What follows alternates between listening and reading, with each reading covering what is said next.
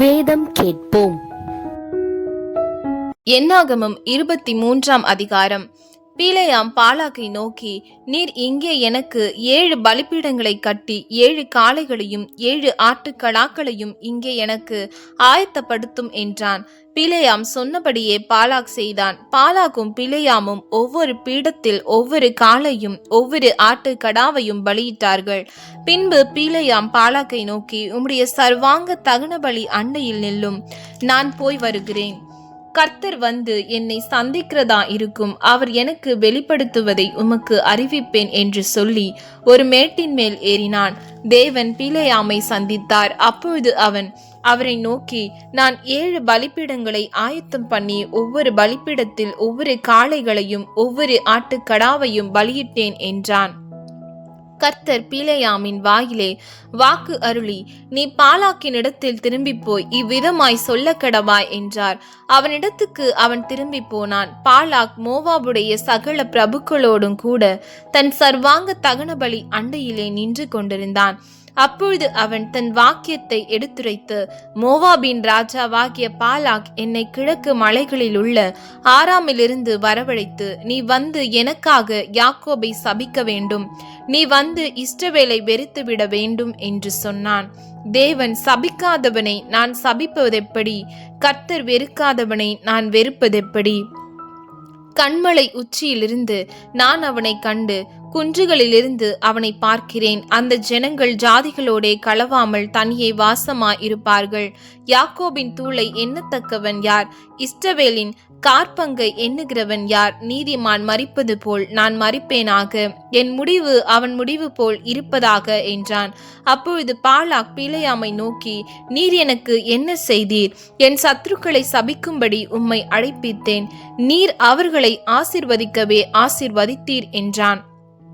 அதற்கு அவன், கர்த்தர் என் வாயில் அருளினதையே சொல்வது என் கடமை அல்லவா என்றான். பின்பு பாலாக் அவனை நோக்கி, நீர் அவர்களை பார்க்கத்தக்க வேறொரு இடத்திற்கு என்னோடே கூட வாரும், அங்கே அவர்கள் எல்லாரையும் பாராமல் அவர்களுடைய கடைசி பாளையத்தை மாத்திரம் பார்ப்பீர், அங்கே இருந்து எனக்காக அவர்களை சபிக்க வேண்டும் என்று சொல்லி அவனை பிஸ்காவின் கொடுமுடியில் இருக்கிற சோப்பீமின் வெளியிலே அழைத்து கொண்டு போய் 7 பலிபீடங்களை கட்டி ஒவ்வொரு பீடத்தில் ஒவ்வொரு காளைகளையும் ஒவ்வொரு ஆட்டுக்கடாவையும் பலியிட்டான். அப்பொழுது பீலேயாம் பாலாக்கை நோக்கி, இங்கே உம்முடைய சர்வாங்க தகன பலி அண்டையிலே நில்லும், நான் அங்கே போய் கர்த்தரை சந்தித்து வருகிறேன் என்றான். கர்த்தர் பீலேயாமை சந்தித்து அவன் வாயிலே வசனத்தை அருளி, நீ பாலாக்கினிடத்துக்கு திரும்பி போய் இவ்விதமாய் சொல்ல கடவாய் என்றார். அவனிடத்துக்கு அவன் வருகிற போது அவன் மோவாபின் பிரபுக்களோடும் கூட தன்னுடைய சர்வாங்க தகன பலி அண்டையிலே நின்று கொண்டிருந்தான். பாலாக் அவனை நோக்கி, கர்த்தர் என்ன சொன்னார் என்று கேட்டான். அப்பொழுது அவன் தன் வாக்கியத்தை எடுத்துரைத்து, பாலாக்கே, எழுந்திருந்து கேளும், சிப்போரின் குமாரனே, எனக்கு செவி கொடும். பொய் சொல்ல தேவன் ஒரு மனிதன் அல்ல, மனம் மாற அவர் ஒரு மனுபுத்திரன் அல்ல. அவர் சொல்லியும் செய்யாதிருப்பாரா? அவர் வசனித்தும் நிறைவேற்றாதிருப்பாரா? இதோ ஆசீர்வதிக்க கட்டளை பெற்றேன், அவர் ஆசீர்வதிக்கிறார், அதை நான் திருப்பக்கூடாது. அவர் யாக்கோபிலே அக்கிரமத்தை காண்கிறதும் இல்லை, இஸ்ரவேலிலே குற்றம் பார்க்கிறதும் இல்லை.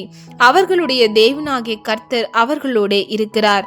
ராஜாவின் ஜெய கம்பீரம் அவர்களுக்குள்ளே இருக்கிறது.